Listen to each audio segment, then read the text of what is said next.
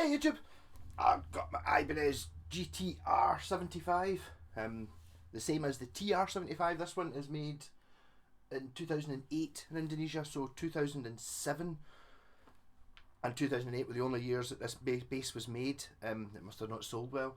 So in 2007 it was an Ibanez TR75, and in 2008 it was a G, because that's when the Geos first came out. So this is a Geo. It had an unfinished headstock, and I kind of wanted it to be shiny, and I was a wee bit naughty and actually just sanded off the bit that said Geo above it. Naughty, I know, but technically it's exactly the same bass as the one from the year before. Before I glossed it, I just lacquered it to make it shiny. It was really annoying me. It was that sort of powdery look.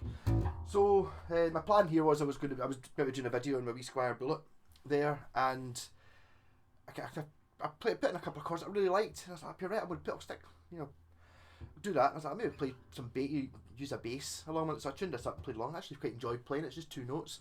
So I figured this can be like a sort of demo of this bass, talking about this bass, and then a wee bit about what a 5-string bass is, and then I'll just play forever. Ideas of what you can do with just 2 chords and a very simple drum beat, and just how you jam on bass. Amazing what you can do, just like because obviously the drums are set because they're recorded, and so is the guitar backing track playing 2 chords. So what can you do with the bass? It's sort of messed about with it. Anyway, so I like this because I wanted a 5-string bass, and the problem with 5-string basses is they're generally pretty ugly. From my perspective, basses are funny. It's like I never really. The only bass that I ever really liked the look of when I started playing guitar and stuff was the SG bass, the EBO. So I got one of them, and I thought, just because I think the SG's a cool looking one. There's lots of cool looking guitars, but basses tend to be sort of generic. I don't have any. I had a couple hanging on my wall earlier on. I've got a Stag one and a Benson and the Yamahas. I mean, you get amazing basses. The Ibanez Ergodyne is a stunning bass, but for looks wise, they just don't look cool. I mean, they're comfier to play, they balance better, all that stuff, but it's got to look cool, man. And this was also really cheap because I don't think anyone knew what it was. It's a sort of strange one. So 5 strings, still get original tunes. So basically all stock, apart from I had to change the pickups because this had sort of jazz bass type pickups in it, and I think they were exactly the same pickups that were in the 4-string version. So didn't really pick up the fat string or the thin string. It's like, obviously the strings are this far apart, so you want the pickup to be this wide, and the normal 4-string pickups are just not quite wide enough, or the ones that were in it weren't. So I had to upgrade it. So these are Jimmy Lloyd Warman 5-string Music Man pickups. Big. Obviously I wanted a guitar with these because it's getting, look how big the pole pieces are. Bigger, better, more better. Already had 2 pickups. So these are wired as humbuckers, which I'm not sure they're meant to be. It was just overloading everything, so I've actually got them screwed down really low because they're so overly powerful. I do have a push-pull pop which splits them into single coils, but there really wasn't any point in doing that. It's just because they're, I just see the extra wires in the pickups and go, oh, there's extra wires, got to put switches on them. Don't need to. So volume, tone, a jazz bass layout. This I suppose is kind of like a jazz bass, but where's my ruler? As I was saying, the ones I like the look of. There is the jazz bass I think can handle the 5-string and looks kind of alright. P bass looks funny. I did get a Proton P bass, so I saw it for a really good time about a couple of years ago, long after I had this one, and there's something about the P bass. Maybe it's just because I'm so used to looking at the P bass. I think that this happens when if you're used to looking at like a Stratocaster, like a Fender Stratocaster, and you get one that isn't quite like, for example, my Ibanez Blazer, which to me looks fine, but if you're just used to looking at a Stratocaster, this one is like also a wonky shape. It looks really off. Same thing happens with Telecasters if it's not quite tele-shaped, if you're used to looking at it. So maybe the fact that jazz bass 5-strings, I don't have any jazz basses, it's got jazz in the title for a start. It's like, I think, to be honest, that might be what puts me off a little bit. So it's sort of somewhere between a jazz bass and a P bass, sort of, isn't it really? Obviously I painted it as well. This was one of my first paint jobs. I got the paint in Aldi, and I thought I'll give that a shot, so I taped it off. The idea was to look like I know it does it in industrial things, but I'm thinking of Aliens, the bit where they go through the door. It's got the hatch stuff, you know. And I thought I'll do that. So I did it. And I stuck it on my Facebook page, and then someone's like, up here. One of the first comments was, "Oh, you a big Striper fan?" And it's like, Striper? I vaguely remember them. I've never seen their records. Sometimes never bought any because they're white metal. You know, it's like religious rock or whatever. And then it's like, here, so there's a picture of them, yeah, and basically they all dress like this bass. So I thought I'd listen to them anyway. Actually, they're pretty good. They're kind of not too. I don't know. I mean, to be honest, I've not really listened to that much, but their current stuff, like maybe 10 years ago when I built this, was good rocking music, and it's like basically just their songs generally aren't about, I suppose, drugs and drinking, which is fine by me. That's good. They're not overly religious-y, you know. It's not like pure ooh, praise God, which is fine. Not that any of the music I really listen to is all about praising Satan, so it's fine. They're quite good. I need to get one of their records. You kind of get put off. They're quite funny though. They've got an album called To Hell with the Devil, which I thought was quite funny. It's like pure, yeah. This is like pure, because it's like pure, yeah. Hell, by Ozzy Osbourne, To Hell with the Devil, that's fine. And it's like, oh no, it's like, actually thinking about it, it's the other way around. Not that I think Ozzy was ever any Satan worshipy stuff. So this, apart from the paint job and the pickups, it's all stock. I'm going to say something. It's like, I also quite like this. I already had this. I think this is a plumbing key for doing your radiators that had been stuck in there instead of that. I kind of liked it, so I just left it in. As I was saying, when I had the Squier Proton, it had a much wider nut on it. That's why I got the ruler out. It's not that wide. So this is at the nut, it's 44 millimeters at the nut, and a normal bass. I don't know. I have a normal bass. I think it's like a jazz bass is it 40 and a P bass is 42. This is not neither. So this is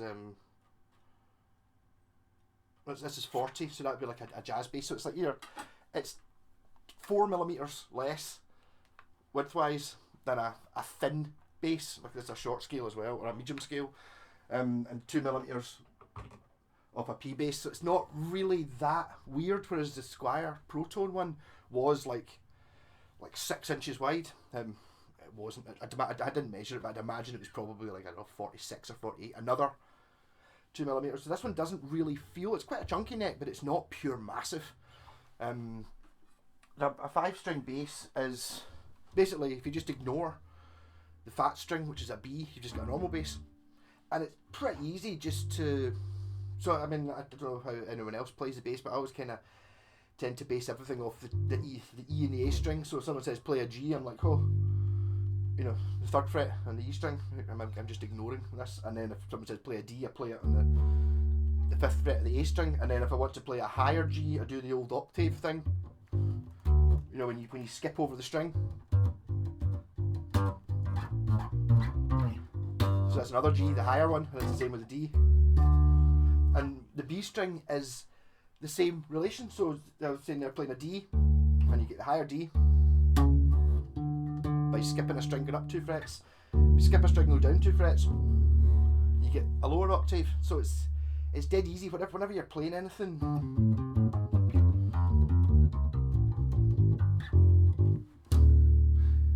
It's always the same. It's the same relation. So it's not like if you're which note is it I want to play. It's just that the obvious one you just pretend you're somewhere else, which is kind of mad. You know, it's like the bass is kind of strange. It's a great thing to bass is amazing. It's just the whole thing about having, you know, you've got your A note. That's a bad one because this goes down to a B. So if I'm playing an E there, you've got like an any, and then or that E, and so you can just, as long as you get starting on your note, all the other notes round about it are in the same relation to it, so you can just play the same pattern. And it's like, so it sounds like you're playing something different. You're actually just playing exactly the same thing, and it's not even like any different order. You know, it's like D,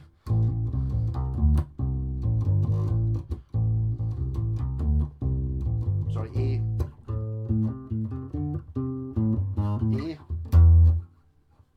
but that was the B string.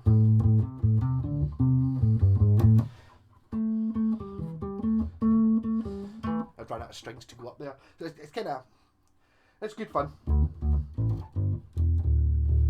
Yeah, so I'm just using.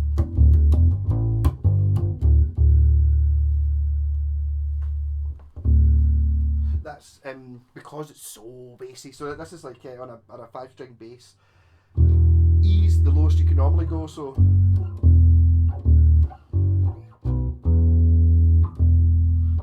that's the 5th string there. It's the same as your open string. So on a 5-string bass, you basically got 1, 2, 3, 4, 5 extra notes. And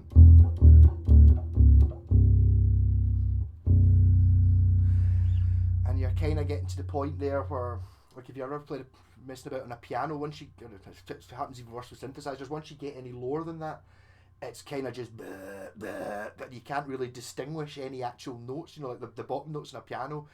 You can sort of almost feel the waveforms going wong wong because the frequency's so low. You know, it's like normally like woo, like for a high note, and then when you get, it just kind of goes wong wong once you get really low, just by the nature of sound waves. So not really any point going much lower than that. To be honest, even the B is kind of right at the edge of what you can do anything with.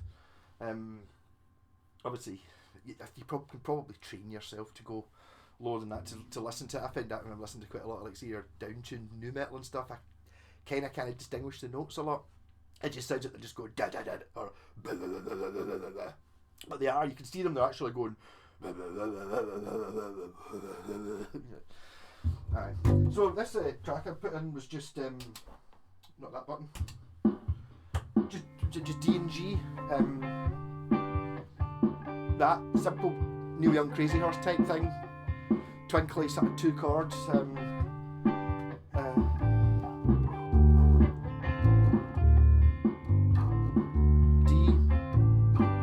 and G. So I'm not using the B string just now.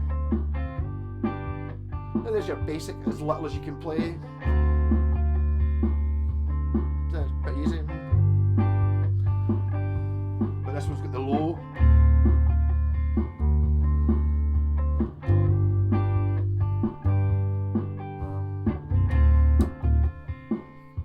Just messing about with it. You can change things by what you play in the middle.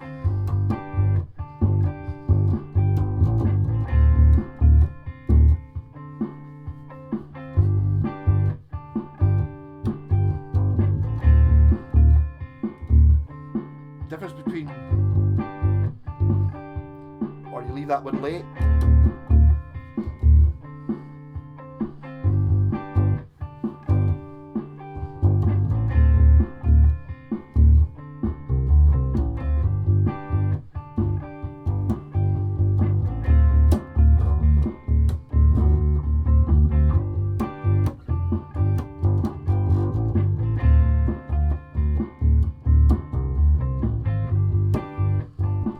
As long as you always go back to A, G,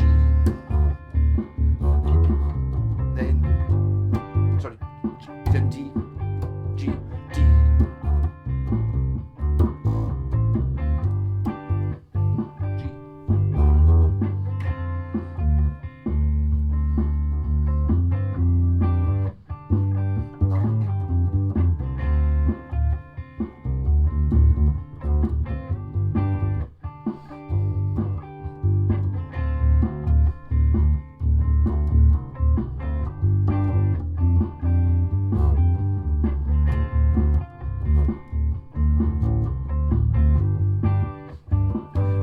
Doing there about the octave thing.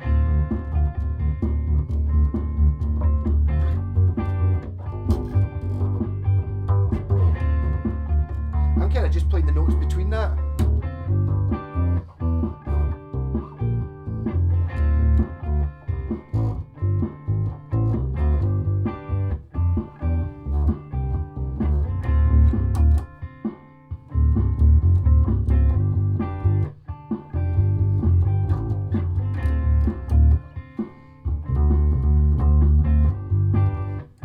Starting the higher one.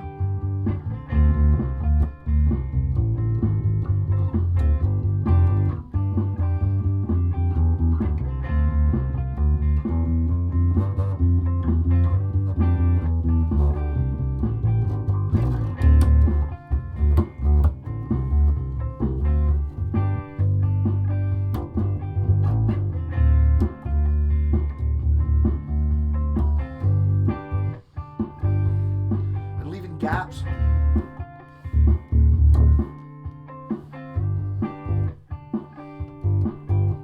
Offbeat.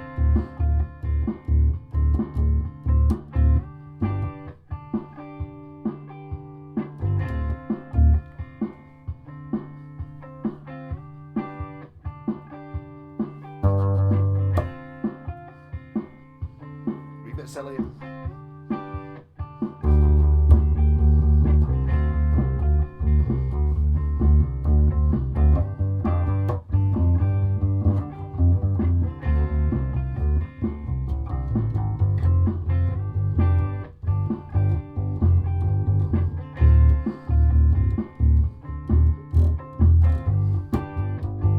Just make up stuff in the middle as long as you know.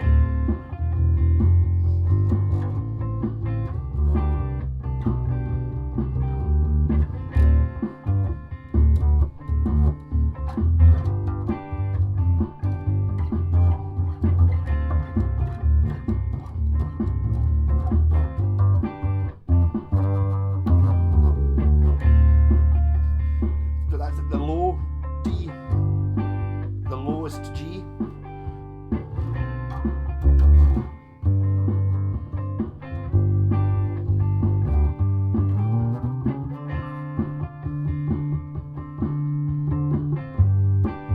There's the same relation between these two notes as I'm playing these two.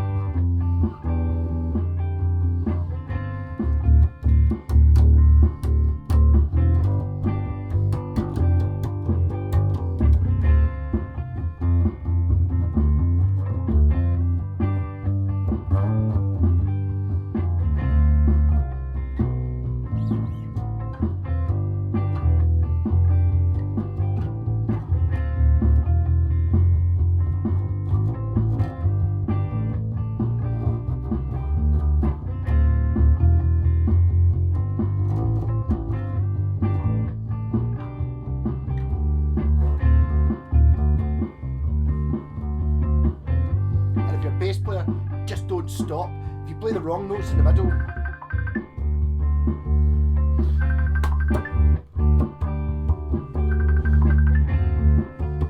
I don't know how to pause it. Hold on. Stop ringing. Stop ringing. No, don't do that. Just stop ringing. Just.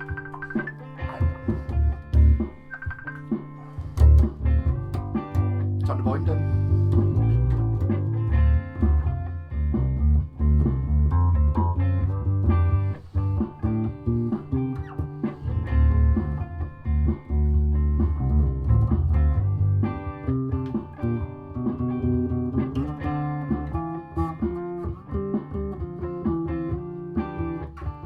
And then sometimes just forget with the bass line.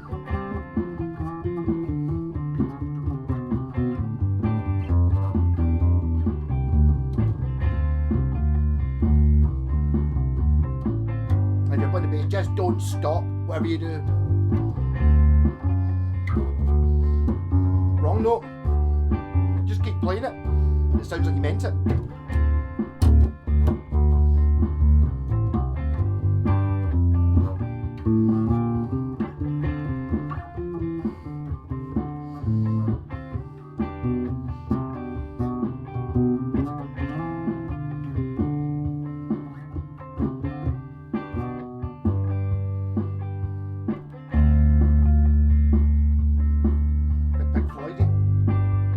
You just do it like that, that's all basic. But if the guitarist played a solo at this point, play more. That's fine when there's chords going on, but just some sort of rhythmic pattern. As you just playing the one note.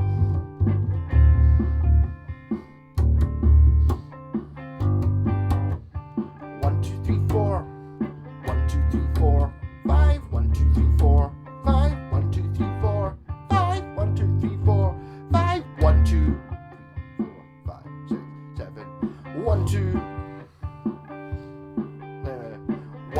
miss it, 1 2, miss it, 1 2, miss it, 1 2, miss it, 1 2.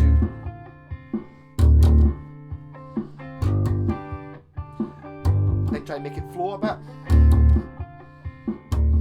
Next time.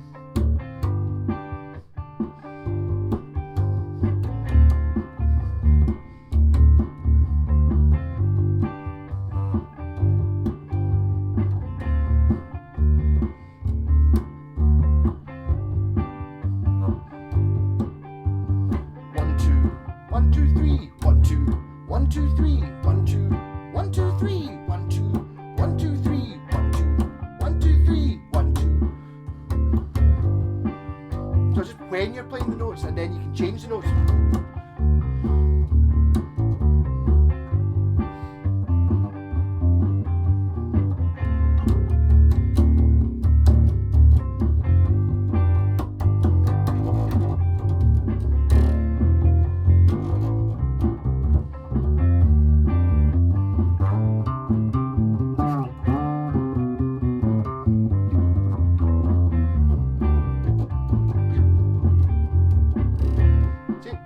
Wrong notes in there, didn't notice it, sounded like I was just being jazzy.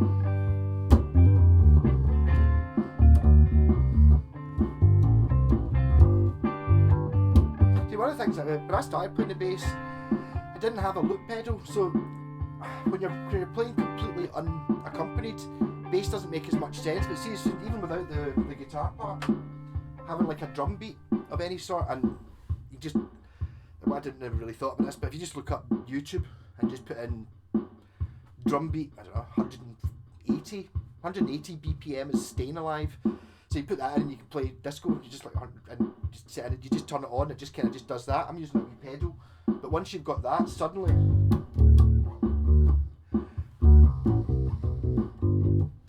you can play on the beat or off.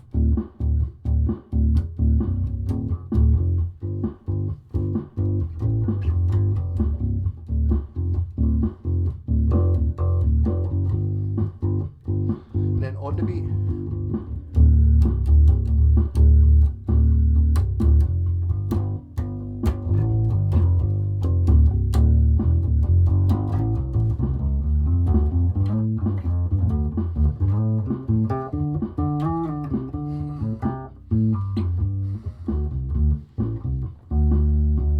Tons of bass players don't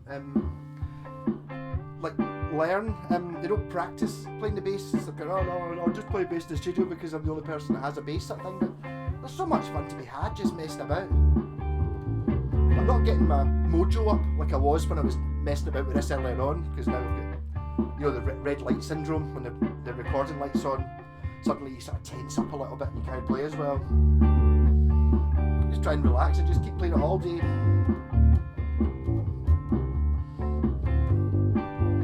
Try a different pickup, the other pickup.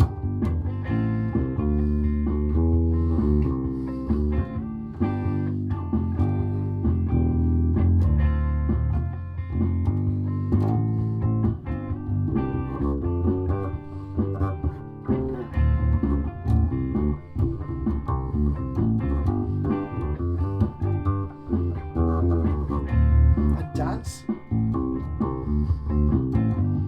Bass player's job to make everybody dance along.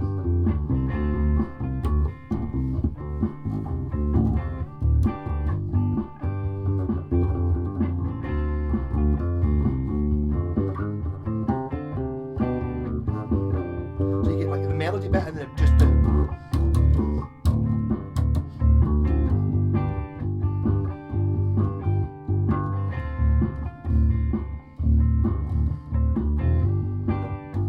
my favourite Oomba.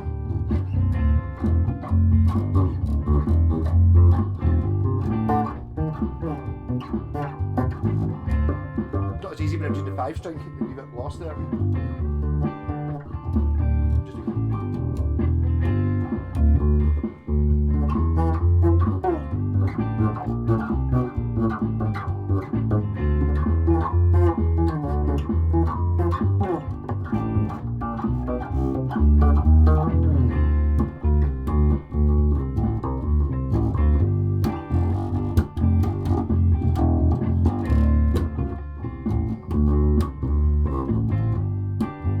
Really clever when you're jamming, you can listen to what the lead guitar's doing, and if he's going and you go,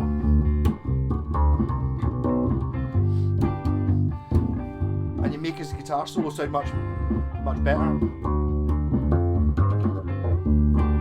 And also if you've got a good guitarist, you listen to the bass and he'll hear you go, and his solo will go, it'll have that.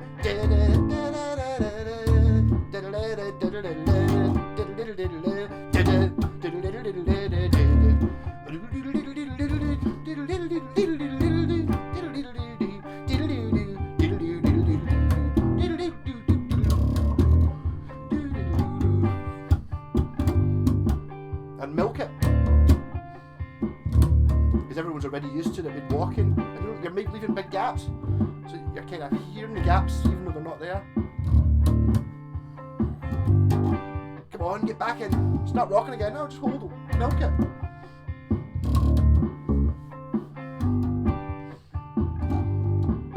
And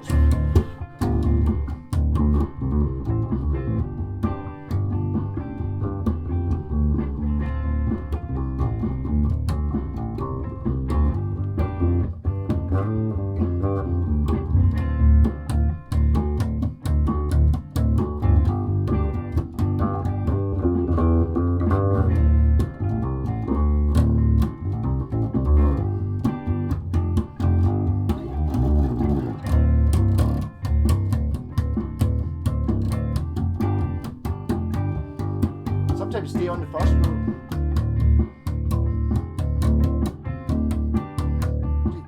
Tension.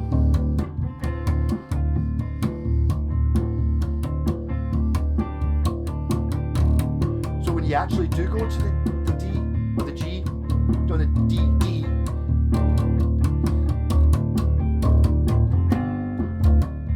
wrong one. And it's coming up now.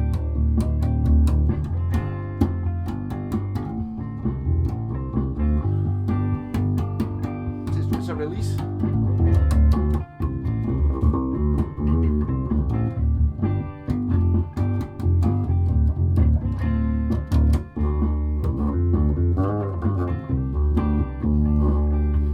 Kill the tone.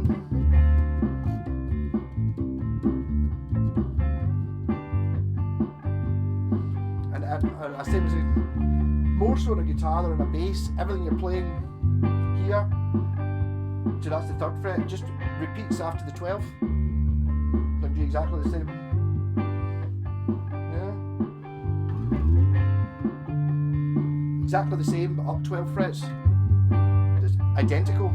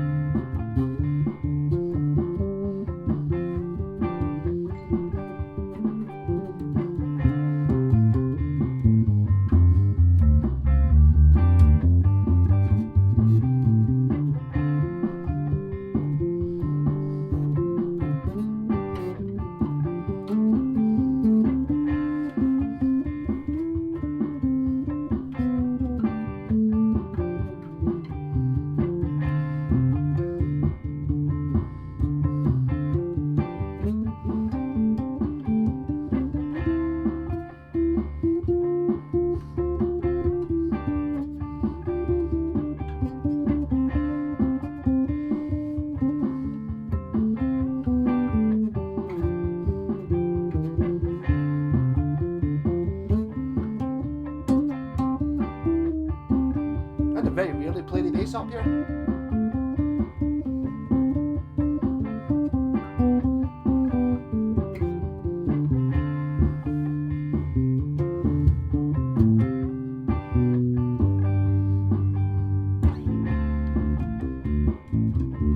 exactly the same.